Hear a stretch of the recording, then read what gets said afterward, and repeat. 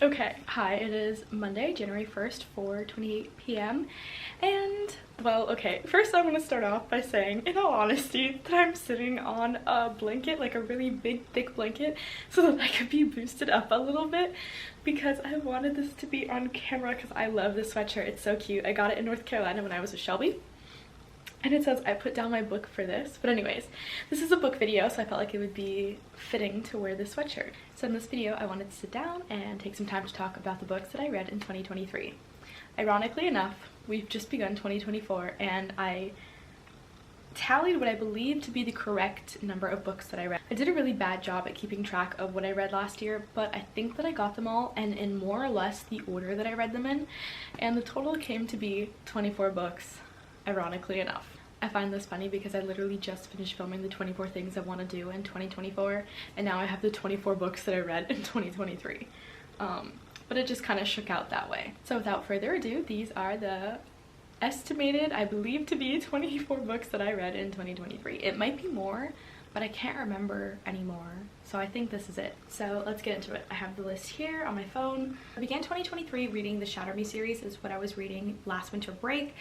And I was able to get through a few of the books before the break ended, but not all of them. And as soon as school started, I no longer had time to finish the books. But before the break ended, I was able to get through Shatter Me, Destroy Me, Unravel Me, Fracture Me, Ignite Me, and Restore Me. So all of these books, I think one of them is missing, but all of these minus the one that I didn't bring from my house. So I love the Shatter Me series. I honestly would give it like a 4 or 5 out of 10. I'd never really done dystopian besides Divergent, and I did not really like Divergent when I read it in middle school. I loved the characters. Honestly, I don't know if I can pick a favorite. I think it's definitely between Aaron and Warner, and I've seen so many like reels about those characters at this point that like I love them. Aaron is just chef's kiss. I mean, hello, who doesn't want an Aaron Warner in their life? And then Kenji is so funny. He's definitely like the comedic character that everybody just loves. I'm really looking forward to finishing the series, especially because I've seen a few reels and I know that there are new characters introduced, including a love interest for Kenji. So I'm really excited to see that. I feel like he deserves some love too. This is dystopian. I guess technically it's like enemies to lovers, and also there was some like best friends to lovers, but then not really, or not, I guess not best friends. It was like second chance, but then not really. And then I would say that there is definitely a big found family. There's powers in this. What else? What other tropes could I assign to this? So we've got dystopian, enemies to lovers, we've got found family, we've got powers, like supernatural abilities. Oh, and perhaps one of my favorite tropes, this is a lie, this is sarcasm. Why is it always brothers? Why is it always brothers is literally, I'm trying to track the books that I read on my Notion, and that has literally become like a trope that I have set up in my Notion. Why is it always brothers? Or cousins, but like specifically brothers. But anyways, that's a wrap on these books. So those were the first 6 books that I read in 2023, and then I read Dead Poets Society. So basically I have this thing where I will not watch a movie before I've read the book if I know that the book exists, and I really have always wanted to watch Dead Poets Society, but I never read the book. So I was like, okay, I'll read the book so that I can finally watch the movie. I read the book, I liked it. Obviously, very short book. I did a few annotations in it. But then it wasn't on any of the streaming services that we have, so I've still not watched Dead Poets Society. Fun fact for you there. I would give Dead Poets Society like, I don't know, like a 3 or, I mean, it was super short. I can tell that it was definitely something that was like, I feel that it was probably written for the movie and not vice versa. So it wasn't like a book that was then adopted into a movie. I think it was like a movie first, and then they were like, oh, let's write a book for it, or like right as it was coming out to accompany it. So it's like very short, although I did like it. I liked the story and I can't wait to watch the movie. I would say that the biggest trope that I can assign to this, or I guess 2, is like found family, and also a very big academia, like dark academia, light academia vibe. Also towards the beginning of the year, like January, February, I read Alex Approximately. That one was also like semi-recommended to me by my big and my sorority. So basically she told me that that was one of her favorites when she was younger, and I was like, oh my goodness, okay. And I'm the kind of person where like, if you tell me that you love a book, I'll read it just because I want to see why you loved it and see if there's anything that I can like think like I can connect to that person. So I ended up reading it. It's actually really funny. We have a text exchange in my fam group chat because I was reading it at a pageant, not like during the pageant, but it was like during intermission, and I just pull out the book and I'm reading, and Issa, my big, she just takes a picture of me and she sends it in our group chat. She was like, this girl is reading at a pageant, and I was like, yes, it's intermission, like what's wrong with that? As far as I like approximately goes in ratings, I don't know, it would be like a 2.5 or like a 3. There was some stuff that I liked about it. It was, I want to say, like enemies to lovers, kind of like enemies to friends to lovers, but there was also like a whole other, there was like, I don't want to, like, how do I describe tropes without like giving it away? Because what is the other trope that I can, it was like online friends, small town romance-ish kind of. And there were some things I liked, like I said, but overall it wasn't like it wasn't a standout read to me. Although I do love it on its own just because it's something that Issa loved when she was younger. So then moving on, we've got The Cheat Sheet. I remember specifically I read this on Valentine's Day, February 14th, because I heard that it was a super cute book and I wanted to read it. I was like, this will be so cute. I get like the lovey-dovey vibes. It was best friends to lovers. It's been a long time coming. It's a sports romance because the male love interest is a football player and the female love interest is a ballet dancer. I wouldn't say that it's found family, but I would say that Nathan, and that's the main male character, his friend group, I loved them so much. They were so funny, so supportive, so great. I would give that book like probably a 5 stars. That was probably one of my 5-star reads for this year. I don't know in like all of my books overall if it's a 5-star, definitely a 4 or 5 overall, but for this year it was one of my favorite reads and I thought it was really cute. Moving on to book number 10 of the year, we have A Series of Unfortunate Events, which is literally a children's book. I've been seeing it all over my Pinterest and Instagram. There are certain specific quotes in the book that you would be like, this is not a children's book, but it is. And I don't have that one here with me, but that was another 5-star read of mine. I have all of the books. Actually, I was able to thrift most of them. I think like somebody must have donated like either the complete set and somebody just bought a couple of them, or they just donated most of the set, but I'm only missing, I want to say 2 or 3 of the books out of like a 12 book series or 13 book series. So I got a pretty good haul with that one, but I loved it and I cannot wait to finish reading the rest of the books. Obviously the book is titled A Series of Unfortunate Events, and the 3 main characters in this book go through a series of unfortunate events. This is a book I think I would have loved to have had when I was younger, because they do go through the loss of their parents, and that's something that I went through at a really young age. And I think that the quotes that you would look at and think this isn't a children's book are quotes that specifically deal with grief and their feelings around the loss of their parents. And I just know that when I was younger I needed something like that, and so I'm really glad that I have it now. And as somebody who is studying to be a teacher, I would really incorporate those books into my classroom. So yeah, that one was definitely a 5-star read for me. And then we come to number 11, which is Normal People. So I read this one when we were on the cruise. That's like March, I believe.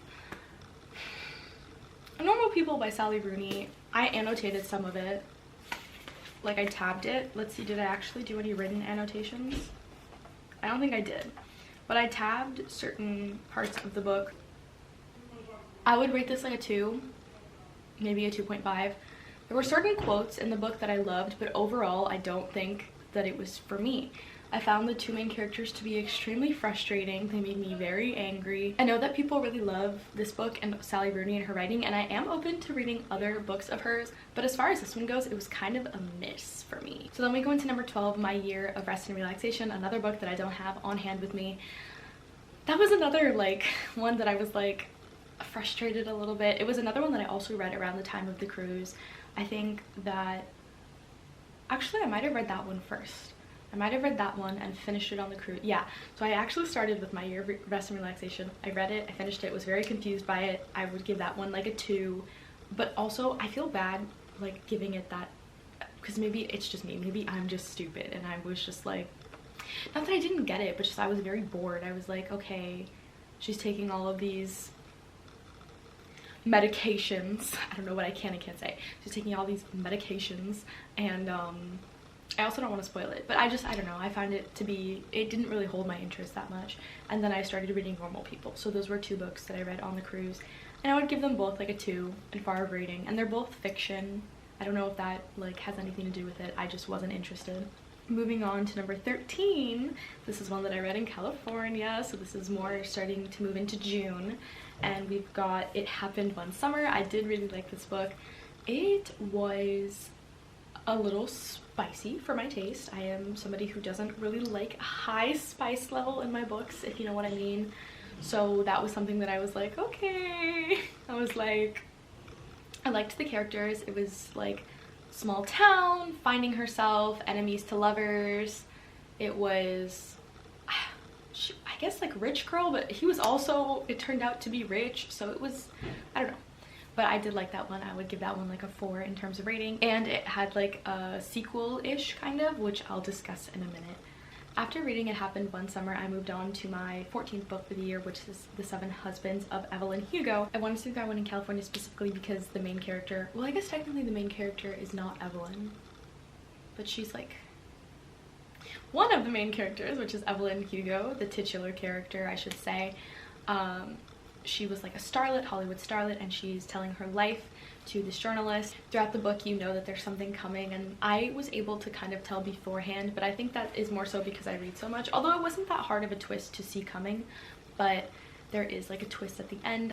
I would say the one thing that I did like about the book was Evelyn's relationship with Harry. I thought that was really cute. I thought that they loved each other a lot, and the way that, even though it's a fictional book, the way it depicts what a lot of people might have been going through at the time who were, you know, in the closet. This book is super popular on Book Talk, and I can kind of see why. It wasn't my favorite. I would say it's like a 3.5.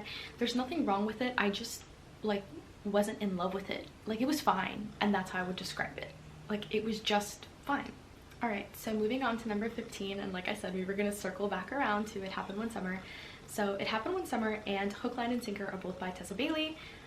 So I ended up reading the sequel to It Happened One Summer, which follows Piper. So Piper is the main character of It Happened One Summer, and Hook, Line, and Sinker follows Piper's sister, Hannah. I go back and forth between whose relationship I like more, because I find in some ways I identify with Piper, but I feel like in more ways I identify with Hannah. And so there's like a little back and forth between which one of the relationships I like more. I think maybe Piper's. Do I like Piper? I think I like Piper. I don't know. But that was another one where the spice level was like higher than I normally would aim for. But I really did like the banter, so that kind of made up for it. Also, while I was reading It Happened One Summer, I forgot to mention this, I read a part of it in like a small beach town that we visited when we were in California. So I was reading a book about like a small beach town in a small beach town, and I loved it. I loved the symmetry of that.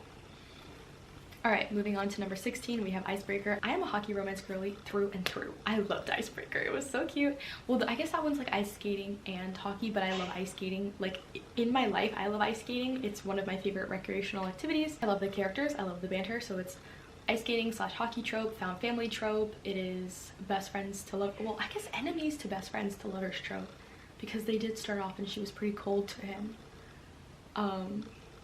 It is Grumpy Egg Sunshine. It is amazing. I loved it. Another one where the spice is high. Oh, that's a 5 out of 5 for me, by the way, for Icebreaker. I don't know if I said that, but it's a 5 out of 5. Then we moved on to the Summer I Turned Pretty trilogy. So books 17, 18, and 19 are The Summer I Turned Pretty, It Happened One Summer, and Will Always Have Summer. This is another one where it followed my rule of I cannot watch the media until I've read the book, and so I've yet to watch The Summer I Turned Pretty, I'll be honest with you. I was starting to get FOMO around the time when season 2 was gearing up to be released and they were doing all the promo and stuff. I was starting to get some FOMO. I was like, oh my goodness, like I haven't watched it, like I should read the books. And I had ordered the books like a while back and I had planned to, but it just, there was never the time. So then towards the end of this past summer, so I want to say like August, towards the end of August-ish, I sat down. I was actually here, and I have a video recorded of me reading it here because I was going to do a reading vlog, but that didn't pan out. But anyways, I read them all. My general consensus was that I was team nobody. Everybody annoyed me. But then I also had to remind myself that it wasn't a book written necessarily for somebody my age. I feel like I would have eaten it up in high school. I would have been like, where the toxicity? I don't see it. These red flags look so green. They look so green. But as a 21-year-old, I'm like, this is Like, what are you guys doing? Belly annoyed me so much, but she wasn't the only one. Like, I blamed everybody. There's a loss that all the characters suffer in the book, and so there is some discussion of grief. I wouldn't say that it's the best way that I've seen grief be written about, but it was pretty alright, and I did relate to some of the things that the characters felt. I would say it's like a 3 out of 5. Like, I probably would have loved it when I was younger, but now I'm just like, eh. And I have yet to watch the show. I feel like I don't have to say the tropes for it, but I will. I mean, it's everywhere. I swear, everybody's watched the show. It's all over Instagram, all over YouTube, whatever. I'm sure it's all over TikTok too, even though I don't have TikTok.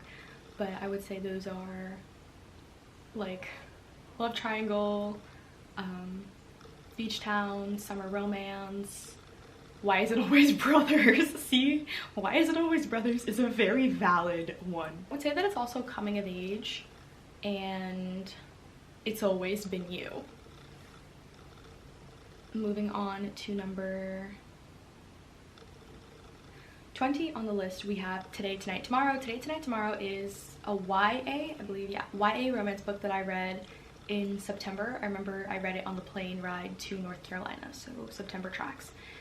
I would give it a 3. It was alright. The premise of it was like academic rivals, and they're in high school and they're just about to graduate, and which one of them is going to be valedictorian. But then there's also this tradition that their school does where it's like one night scavenger hunt, and like whoever wins gets a prize. So I would say that that was like enemies to lovers, also coming of age. I didn't love the characters and I didn't love the storyline. It was very fine for me, which is why it's at a 3. Like, there was nothing that really stood out to me. I would say the one thing that I related to most about the book, and the one thing that I liked most about the book, was the main female character. I can't even remember her name right now, but she loves romance books and she wants to be a writer, and she's afraid that, you know, her writing's not good enough and that nobody will take it seriously. And that is something, as somebody who wants to be a writer, that I struggle with a lot. The fear that people will read my work and not like it, or that they'll never read my work. Both of those things. I would say that that was like the one redeemable thing about that book. Not that I needed to be redeemed, it was fine, but that was the one thing that I related to in the book, was her dilemma with her love of reading romance books and also her wanting to write. Number 21 was Bunny. This pause is because I don't know how to describe Bunny. Bunny made me lose my bunny mind. I don't know why I said my bunny mind. It was so confusing in a way that I've never been confused before reading a book. Like, in the beginning of the year, I thought normal people and my year of rest and relaxation were like, you know, a little bit like, reading Bunny? I, to this day, think like, what was that? Like, what was going on? I will semi-regularly like Google it and like go on Reddit and read what people think happened and like explanations for it. It's, I mean, I guess it's like a dark academia trope, kind of ish. Only read it if you want like to truly question everything that happens in the book. Like, there was not a single moment in time where I was like, oh yeah, like I know what's going on. It was always like, where are we? What are we doing? And why are we doing it? And is what's happening actually happening, or is it fake? And like, it made me question reality. Anyways, that was a 2. It was a 2 for me. Yeah, I don't know. It was not fun. Then number 22 is Love on the Brain by Ali Hazelwood. I loved it. 5 stars. I love Ali Hazelwood. So that was the second book of hers that I read. My first one was The Love Hypothesis, which was also a book that I really loved. Another one where there is some spice, but I'm just coming to like realize and accept that with any books that are more in the adult romance genre, there's going to be some level of spice. And I close my eyes and turn the page. I loved the banter. It's enemies to lovers, it's workplace romance, it's like forced proximity, it's always been you, it's like a second chance, it's, I don't even know, it's so many things. It's so cute. It's like double identity kind of also, which is what Alex Approximately, that's a trope for Alex Approximately also, like the double identity. Oh my goodness, you know what, I'm gonna make that trope like the MLB. It'll be like Miraculous Ladybug, where it's like, and there's no other way I can describe that. I love that Ali Hazelwood's books always have women in STEM. I love that she herself is a woman in STEM. And although all of her books are STEM based, it never feels like you're reading the same characters or the same story. I love how she does truly manage to make the characters feel different every time and the situations feel different every time. And then we have my last 2 reads of this year, which are The Hunger Games and Catching Fire. Technically, I didn't finish reading Catching Fire. I'm like a fourth through the book. I never read these books before. I would say they're 4 stars for me. Obviously, this is a book series that's been around for a while, super popular, dystopian, love triangle, although really, is it a triangle if one of them sucks? Team Peeta over here. Basically, I decided that I wanted to see The Ballad of Songbirds. But as I've mentioned, I don't know how many times in these videos, my rule, I needed to read the books first. I never read these books when I was younger. Despite being a very big reader, I never read these when I was younger because I'm a scaredy cat and I was afraid that I would get nightmares. They're far less graphic than I assumed that they would be. I don't know why I thought that the deaths would be like super in detail and that I would like not sleep for weeks, which is like the genuine fear that I had and why I never read them. Now that I'm reading them, it could also be that I'm older, that it's like whatever, and I've also seen the movies at this point, and the only reason I watched the movies is because I seriously never thought that I would read these books. Like ever. Like if you would have told me at 13, 14, 15, 16, maybe even higher, that I would read these books, I would have been like, no, I'm not. I don't need those nightmares. But I'm a big girl now. I'm a big kid now. And I read them, it was fine, I liked them a lot. I am going to finish this one and then I'll do Catching Fire and The Ballad of Songbirds and Snakes so that I can watch the movie. I'm also doing a reading vlog. It's a very bad one though, because I read when I can, which means that I don't always have the camera with me. So it's very inopportune. It tends to be a little bit like jumpy of like where I am and where my thoughts are. I did feel kind of weird ending my year reading Hunger Games with these vibes. Like I wanted more like cutesy, like wholesome, like romancy vibes. I did not have the time to read a different book though, so it is what it is and it was what it was. And those are the 24 books that I read in 2023. Let me give you a top 3 books from my list. Oh wait, that's gonna be hard actually. Can I do a top 5? I think that would be easier for me. Yeah, I'll do it. Oh wait. This is unfortunate. Okay, wait, if I do, okay. I'm gonna make the series one thing. So I have the series and then I have, oh, but I liked that one. Okay. So I'm gonna do a top 5 books and I'm making the Shatter Me series like one thing. So this counts as number 1.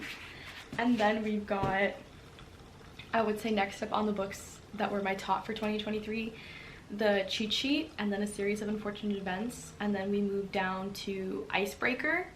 And then we finish off with Love on the Brain. And I would say that those are my top 5 reads for 2023. My goal for 2023 in terms of reading was to read 50 books and I only got 24. So I was like, one short of being half off. I really didn't have that much time to read and I'm really hoping that I can make 50 books this year in 2024. I'm pretty sure that I'll have more time to read this year, so I feel like it'll be much easier to reach that goal as opposed to last year. Hopefully when I sit down in a year to film what I read in 2024, I will have met my goal. So fingers crossed, and here's hoping that I can read 50 books this year. I have 24 books on my TBR that I absolutely will be deeply pushing myself to read, and then after that I just need 26 more books to get to 50, which is pretty doable, I hope. Anyways, that's all. Bye!